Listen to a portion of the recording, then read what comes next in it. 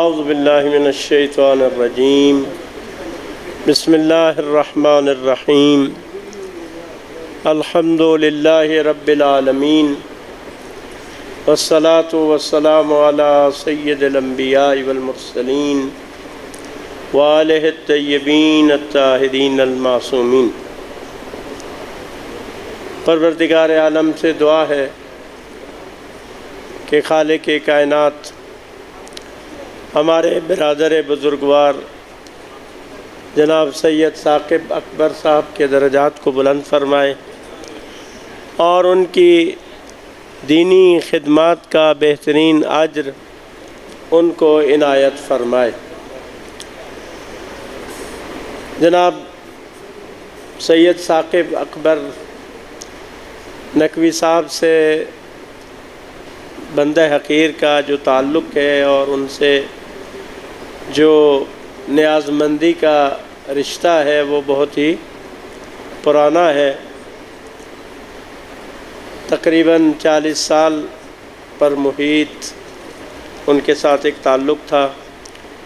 اور اس لحاظ سے وہ ہمارے استاد تھے۔ بہت ساری چیزیں ہم نے ان سے سیکھی ہیں، اور انہوں نے اپنی شفقت کے ساتھ بعض محسوس انداز سے اور بعض غیر محسوس انداز سے ہمیں بہت ساری باتیں انہوں نے سکھائی ہیں۔ ان کی شخصیت کے حوالے سے میں یہ کہوں کہ وہ انتہائی جامع شخصیت تھی، اور میری اپنی ناقص معلومات اور اپنی ناقص شناخت کے اعتبار سے ہم کہیں کہ ایسی جامع شخصیت ابھی ہمیں اپنی ملت میں نظر نہیں آتی، کہ جس میں بہت ساری خوبیاں بھی جمع تھیں، بہت سارے ہنر ان کے اندر جو ہے وہ موجود تھے۔ وہ ایک عالم دین بھی تھے، پیشے کے لحاظ سے انجینئر بھی تھے، اور اپنے ذوق کے اعتبار سے ایک بہترین ادیب اور بہترین شاعر بھی تھے، ایک سیاستدان بھی تھے، ایک طلبہ لیڈر بھی تھے، اور بعد میں ایک قومی لیڈر بھی تھے، اور جرنلسٹ بھی تھے۔ بہت ساری کتابوں کے وہ مصنف ہیں، اور ان کے جو آرٹیکلز ہیں مختلف موضوعات کے اوپر، وہ ان کی تعداد بہت زیادہ ہے، اور کتابوں کے ترجمے کیے، بلکہ کئی شاگرد انہوں نے پروان چڑھائے، کہ جو آج الحمدللہ مختلف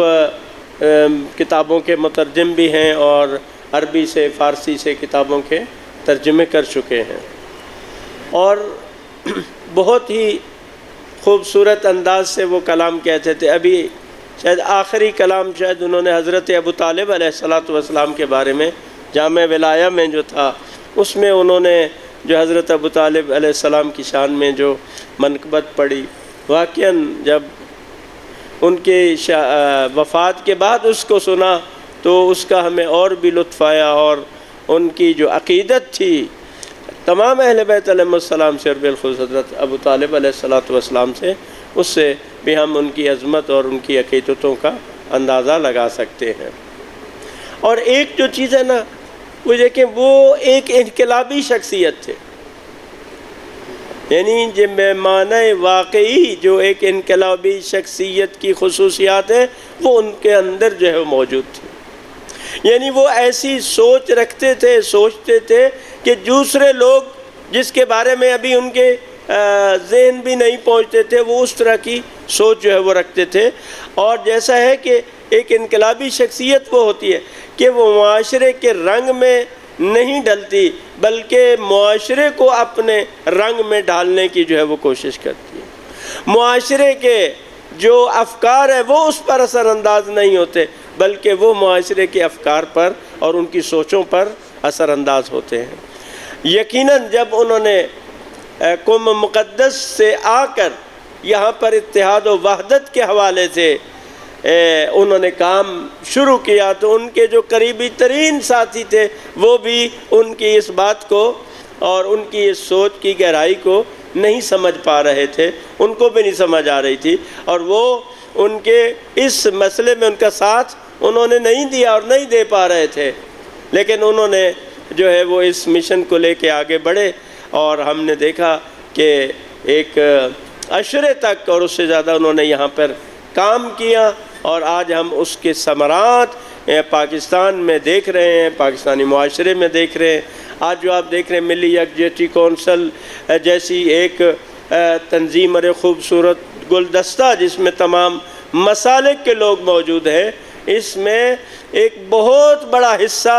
سید ثاقب اکبر نقوی صاحب کا ہے، اور کئی جن کو ہم جانتے بھی نہیں ہیں ایسے لوگوں کو انہوں نے اپنے قریب کیا، اور ہماری ان سے آشنائی بھی نہیں ہے، لیکن وہ ان کے اس نظریے کے ان کے ساتھی بنے، ان کی حمایت کرنے والے بنے، اور وہی ہے کہ مسلکوں سے اور مذاہب سے بلند تر ہو کر اسلام کا جو آفاقی پیغام ہے، جو اسلام کی تعلیمات ہیں، ان کو ہم معاشرے میں رائج کریں۔ دو اور نقطے ان کی شخصیت کے حوالے سے جو مجھے زیادہ اہم لگتے ہیں، ایک تو یہ ہے کہ ثاقب اکبر نقوی صاحب کی، جن کو ہم اپنے اس میں ثاقب بھائی کہتے تھے، کہ وہ ان کی زندگی میں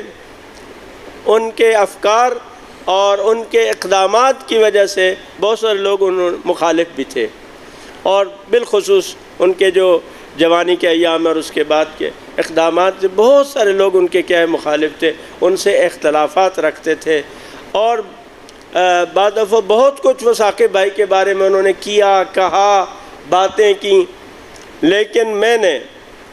ان سے کبھی بھی بعد میں پہلے کسی ایک شخص کا بھی ان سے شکوہ میں نے نہیں سنا کہ فلاں نے میرے ساتھ یہ کیا یا فلاں انہوں نے میرے بارے میں یہ کہا، کبھی بھی انہوں نے اس بات کو دہرایا نہیں۔ اور پھر بھی جب بھی کبھی ان کو ان کے ساتھ ملنے کا یا موقع ملا یا وہی اعلیٰ اہداف کی خاطر، تو وہ ان تمام باتوں کو جیسے کچھ ہوا ہی نہیں، اس کو بلا کر پھر دوبارہ ان کے ساتھ اپنے روابط، تعلقات اور اپنے اہداف کو آگے بڑھانے میں ان کے ساتھ جو ہے وہ رویہ اختیار کرتے تھے۔ یہ میں سمجھتا ہوں کہ بہت بڑی بات ہے۔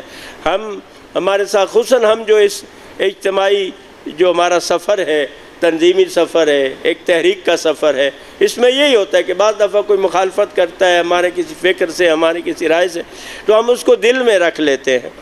اس طرح سے کبھی بھی ہم آگے نہیں بڑھ سکیں گے۔ اور ثاقب بھائی کی کامیابی میں سمجھتا ہوں کہ وہ ایک کامیاب زندگی گزار کر گئے ہیں، اور اپنے مشن کو، اپنے مقصد کو آگے بڑھانے میں وہ کامیاب رہے۔ تو اس میں یہ ایک ایسا عنصر تھا کہ لوگوں کی طرف سے زیادتیوں یا ان کی طرف سے کوئی بھی ایسی ناروا سلوک پر کبھی وہ شکوہ بھی نہیں کرتے تھے، اور شاید وہ دل میں بھی نہ رکھتے ہوں، چونکہ کبھی انہوں نے اس کا اظہار نہیں کیا، وہ دل سے ہی بلا دیتے تھے، اور اسی وجہ سے وہ ہر دل عزیز شخصیت بن گئے۔ دوسری جو ان کی زندگی میں ہمیں یہ بات ملتی ہے، دیکھیں میں ان کو یعنی اس وقت سے 84 سے 85 سے جانتا ہوں، تو ان کی جو زندگی تھی نا، یعنی ہمیشہ ہم نے دیکھا ہے وہ مالی مشکلات میں تھے۔ آخری عمر میں یہ شاید 5 10 سال 8 سال پہلے کچھ آسودگی ان کو اس لحاظ سے جو وہ حاصل ہوئی، نہیں تو ہم نے ان کو کبھی بھی معاشی لحاظ سے کسی آسودہ اور اس میں نہیں پایا،